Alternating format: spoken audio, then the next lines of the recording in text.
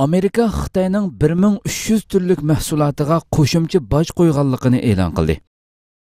4-aprel Turkiya Ovozi radiosi xabarida bildirilishicha, Amerika Qo'shma Shtatlari Prezident Donald Trumpning %25% tamojni beji qo'yishni planlagan Xitoyda ishlangan mahsulotlar tizimligini e'lon qildi. Asosliqi Xitoyning mudofaa, aviatsiya va ishlab chiqarish sohalarini obyekt qilgan tizimlikda savdo qimmati 50 milliard dollarga yetadigan 1300 ga yaqin mahsulot turi bor. Amerika Qo'shma Shtatlari savdo ishlari vakolatxonasi tomonidan e'lon qilingan mazkur tizimlik orqali Xitoyning Amerika shirkatlarining texnologiyalari va fikriy huquqlarini qo'lga tushirish yo'lidagi salbiy faoliyatlarga javoban yo'l qo'yilgan savdo choralarining dastlabki qismi jamoatchilikka e'lon qilingan bo'ldi. Mazkur tizimlikka qaraganda Xitoydan import qilingan 1300 mahsulotga %25% tamojni beji qo'yilishi planlanmoqda. Tizimlikda yadro reaktorlar, tori va uran birikmalari, tömür, polat, alyumin va tarkibida bular bor bo'lgan aralashma metallar, gaz turbini, bolqa pishirish mashinasi, havo va gaz suyuqlantiruvchi mashinalar, ba'zi dori va vaksinalarga o'xshash bir-biridan farqli mahsulot turlari o'rin oldi. Amerika Qo'shma Shtatlari savdo ishlari vakolatxonasining jamoatchilikning inkosini bilish maqsadli hujjatida tizimlikdagi mahsulotlarning qimmati 2018-yillik savdo qimmati mo'ljariga asosan 50 milliard dollar atrofida. Bu pul Amerika Qo'shma Shtatlari iqtisodiga yetkazilgan ziyonni va Xitoyning ziyonli harakatlarini, siyosatlarini shundaqla tatbiqlash usullarini bartaraf qilish uchun muvofiqdir degan iboralarga o'rin berildi.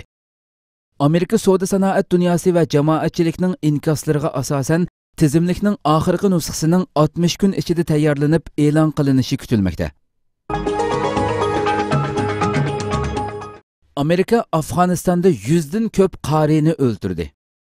Bugun dunyo axborotlarida jiddiy yer olgan Afg'onistondagi qatliam xabari butun dunyodagi musulmonlarni qattiq g'azablantirdi. Afg'onistonning Qunduz viloyatida Amerika aeroplanlari qariylikni tamomlab shahodat elish uchun to'plangan 100 dan ortiq qariyni vahshiylarcha qatl qildi. Axborotlarda yer olgan xabarlarga ko'ra, Afg'onistonning Qunduz viloyatida qariylikni bitirgan bolalarga shahodatnoma berish murosimi o'tkazilayotgan bir madrasaga havo hujumi qilgan Amerika o'quvchi, o'qituvchi va ota-onalar bo'lib 100 dan ko'p kishini qatl qilgan. Xabarda yana Amerika va Afg'oniston hukumat armiyasining Talibanlarni yo'qotish bahonasi bilan begunoh bolalar va xalqni o'ldirganligi xalqarodagi musulmonlarning qattiq ayblashiga uchraganligi bildirildi.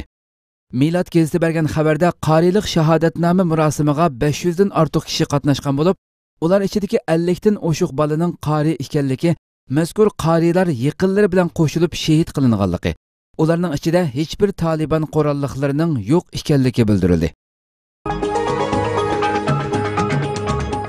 Kishilik huquqni qo'ral qilib Xitoyni cheklash taklifi. 4-aprel The Epoch Times bergan xabarda bildirilishicha, Amerika mutaxassislari Xitoyning kishilik huquq dafsandichiligini pash qilishni muhim qo'ral qilib, Xitoyni har tarafdan cheklash taklifini berdi.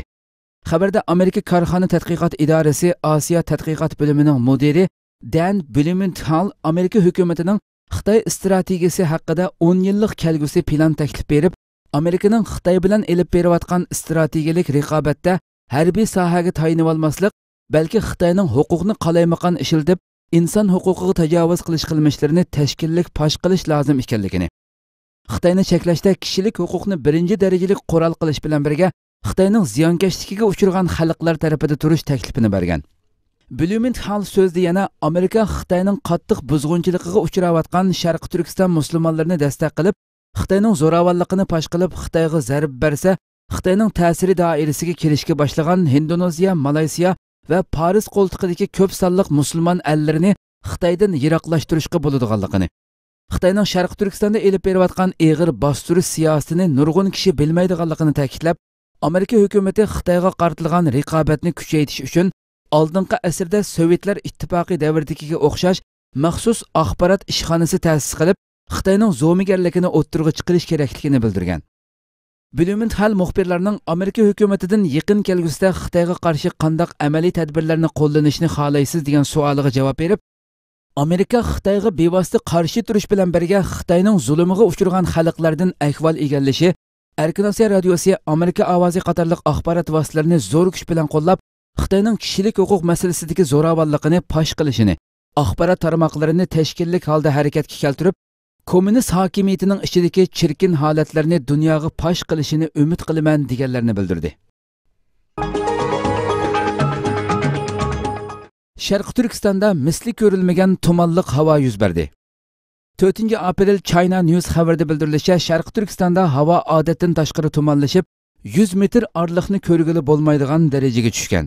Xabarda dushanba kuni Sharq Turkistonning Oqsuvda tarixda ko'rilib boqmagan darajada havo tumanlashib, atrof seriq rangli tusga kirgan. Avat, Alar qatorliq rayonlarda 1 kilometr orliqni ko'rgili bo'lmaydigan darajada tuman qaplab, xalqning turmushi va qatnash ishlariga ta'sir etgan. Korlining Charchan noyasida o'xshashli tumanliq havo ko'rilib, 500 metr orliqni ko'rgili bo'lmagan. Bu xil odatdan tashqari havoning tumanlashish hodisasi Oqsuv, Baying'ulun qatorliq rayonlardami o'xshash bo'lmagan darajada yuz berib, har qaysi rayondagi meteorologiya tarmoqlari qizil ogohlantirish signali tarqatgan. 3-aprel Charchan, Chaqiliq qatorliq rayonlarda qattiq bo'ron davom qilib, 100 metr atrofni ko'rgili bo'lmaydigan darajaga yetgan. Xitoy meteorologiya idorasi havo rayidan oldin ma'lumot berib, bu xil tumanliq havoning 5-aprelgacha davomlashadiganligi, Tarım o'ymonligi atrofida 5 bal sharq-shimol bo'rini chiqadiganligini bildirgan. Donald Trump bilan Xitoy o'ttirisidagi savdo urushi. Donald Trump hozircha savdoda 500 milliard dollarlik qizil raqam bor. 300 milliard dollarimiz o'g'irlangan va fikr o'g'irligi voqeasi bor dedi. Türkiye Ovozi radiosi xabarda bildirilishicha, Amerika bilan Xitoy o'ttirisidagi savdo yirikchiligi uchqandek yuqori pallaga chiqayotgan bir paytda Amerika prezidenti Donald Trump Xitoy bilan savdo urushi qilmayotganligini ilgari surdi.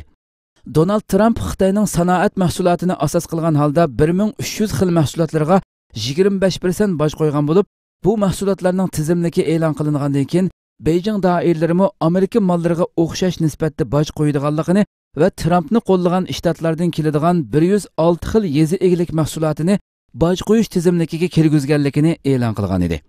Bu ahvollarga qarata savdo urushi boshlandi degan tashviqotlar avj olishga boshladi. Donald Trump Twitter hisobidan e'lon qilgan bayonotida, biz Xitoy bilan savdo urushi ichida emas. U urushni qanchilgan yillar ilgari Amerikaga vakillik qiladigan hamoqat, ishqi yaramas insonlar uttirib bo'lgan dedi. Donald Trump bayonotida yana hozircha savdoda 500 milliard dollarlik qizil raqam bor.